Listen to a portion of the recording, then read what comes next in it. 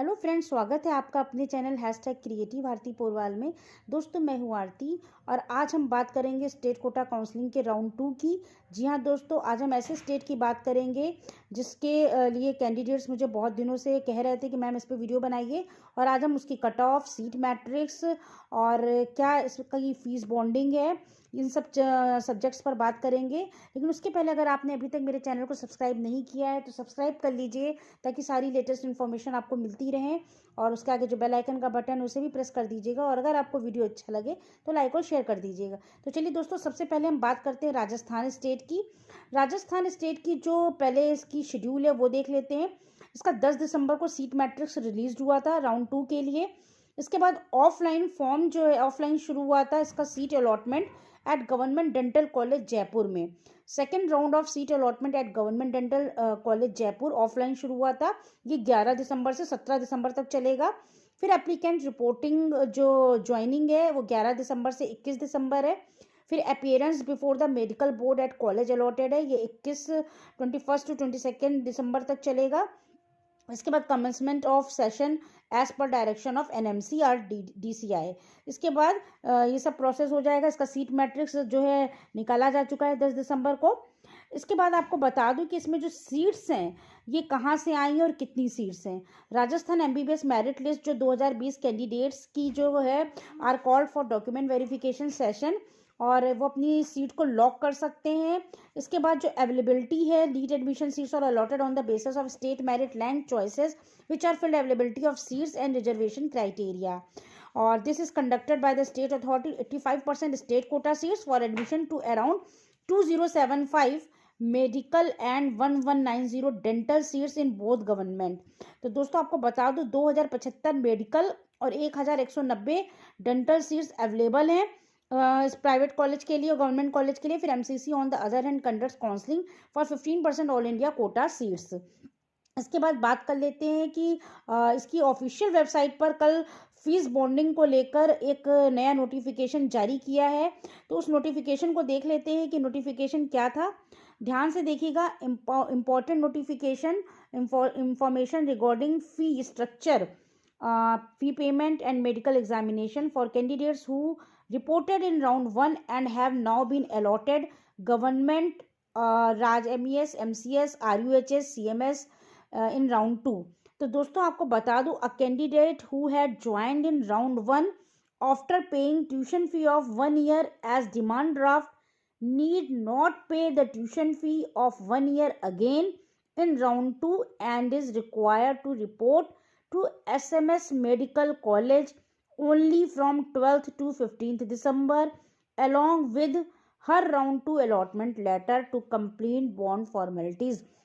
बहुत important point है students, इसको ध्यान से सुनिएगा। कैंडिडेट्स, आपने अगर राउंड 1 पर सीट अलॉटमेंट के बाद 1 साल की पूरी ट्यूशन फीस जमा कर दी थी डिमांड ड्राफ्ट के रूप में, उनको राउंड 2 में दोबारा से फीस जमा करने की ज़रूरत नहीं है।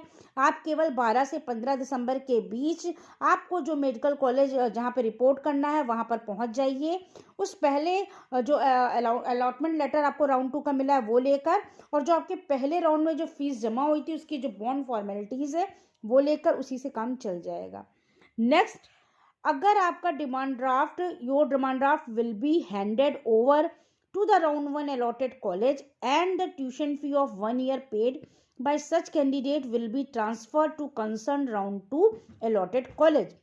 आपके राउंड 1 में जो कॉलेज अलॉट हुआ था उससे फीस आपकी ट्रांसफ़र कर दी जाएगी जो राउंड 2 में आपको कॉलेज अलॉट होगा।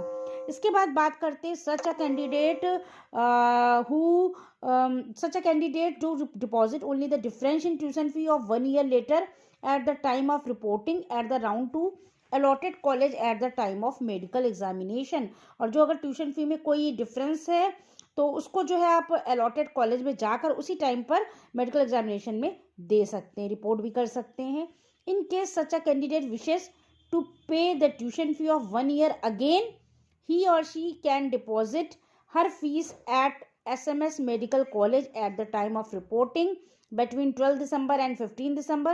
Such a candidate can then collect her demand draft from round 1 allotted college after 1st January. अगर कोई कैंडिडेट सेकेंड राउंड में जो उसको दूसरा कॉलेज अलॉट हुआ है वहाँ पर रिपोर्टिंग करके दोबारा फीस जमा कर देता है, तो उस केस में भी उस कैंडिडेट को जो उसका पहला डिमांड ड्राफ्ट है वो मिल जाएगा, लेकिन उसको जनवरी के बाद मिलेगा। ठीक है, तो इसके लिए आप घबराने की ज़रूरत नहीं है और पूरा साफ साफ नोटिफिकेशन में दिया हुआ है। इसके बाद आपको बात कर लेते हैं कि अगर such candidate needs to deposit only the difference in fee later at the time of reporting at the round 2 allotted college at the time of medical examination। और अगर आप जो है कैंडिडेट को round 1 after paying tuition fee of 1 year through electronic mode need not pay the tuition fee of 1 year again in round 2 and in required to report to SMS medical 12 to 15 December with his round 2 allotment letter to complete bond formalities।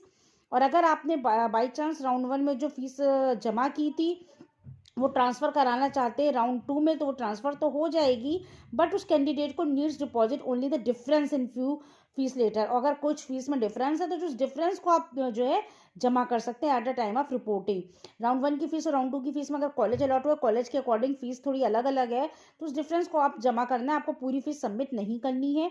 Medical examination will be done in the round 2 allotted college on 21st and 22nd December। In case a candidate wants to get medical done earlier, she may contact the principal or nodal officer for a date and time of medical examinations।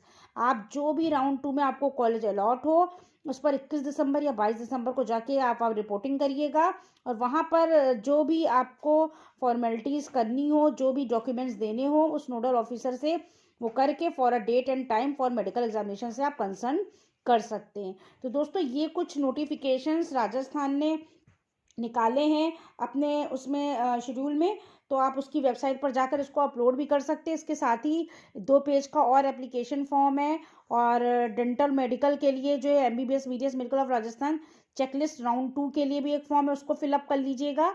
इसके बाद बात करते हैं, अगर आपको bond की fees आपको पहले ही बता चुकी हूँ मैं, एक बार फिर से बता देती हूँ कि क्या फ़ी स्ट्रक्चर है।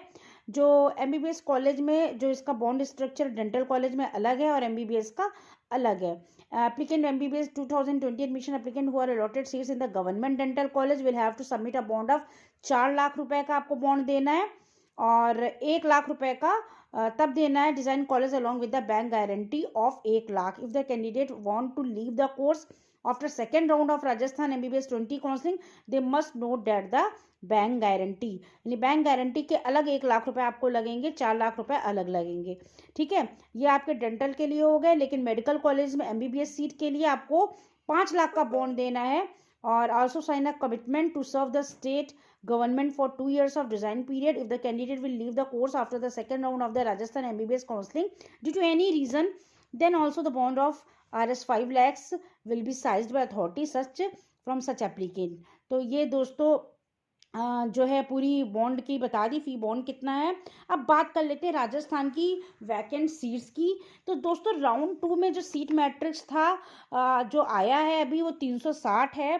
तो इन 360 सीट्स पर जो भी कट ऑफ या मेरिट जाएगी, तो आप मान के चलिए जो फर्स्ट राउंड में गई थी, फर्स्ट राउंड में जनरल की 629 गई थी कट ऑफ, राजस्थान की बात कर रहे हैं, तो सेकंड राउंड में ये ज़्यादा से ज़्यादा 610 या 611 जाएगी, इससे कम नहीं जाएगी, और OBC में भी ज़्यादा डिफरेंस नहीं आएगा, 1-2 का डिफरेंस आएगा।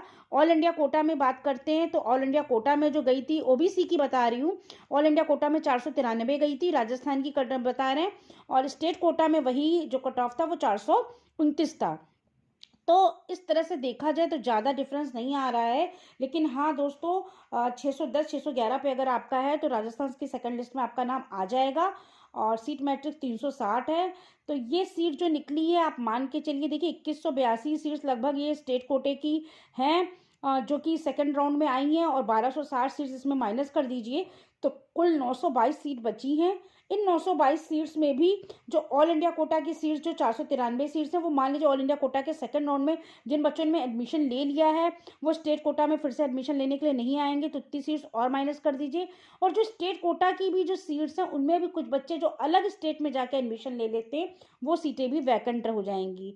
तो इस तरह से जनरल में जो 1260 की रैंक बन रही है 1260 सीटों की, तो कुल मिला के आप ये मान लीजिए जनरल में 611 610 के अकॉर्डिंग रैंक कट ऑफ जाएगा जनरल का।